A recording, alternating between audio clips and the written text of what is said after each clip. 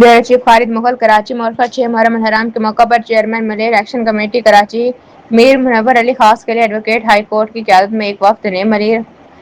15 پر محمدی ڈیرے کی جانب سے حسن رضا جعفری کی نگرانی میں قائم سبیل امام حسین میں شرکت کی۔ اس موقع پر چیئرمین میر منور علی خاص کے لیے ایڈوکیٹ ہائی کورٹ نے عزاداروں اور شرکا میں سبیل تقسیم کی اور کہا کہ حضرت امام حسین کی یاد میں لگائی جانے والی سبیلیں ایثار، محبت، بھائی چارے اور خدمت انسانیت کا عظیم درس دیتی ہیں۔ اس موقع پر حسن رضا جعفری، نائب chairman Malir action committee, Sibt Raza, joint secretary Jafri alliance Pakistan, Javed Hashim Raza, Naveed رکن محمدی ڈیرہ اور Waseem Abbas advocate high court Malir سے ملاقات بھی ہوئی۔ لانگ لائف ویلفیئر آرگنائزیشن سرپرست اعلیٰ نوید شہراز اور رابطہ سیکرٹری خالد مغل بھی موجود تھے۔ ملاقات میں محرم الحرام کے دوران کے الیکٹرک کی جانب سے مجالس اور جلوسوں کے اوقات میں بجلی کی بندش پر chairman Malir action committee Karachi Mir Munawar Ali خاص کے لیے ایڈوکیٹ ہائی کورٹ نے شدید برہمی کا اظہار کیا۔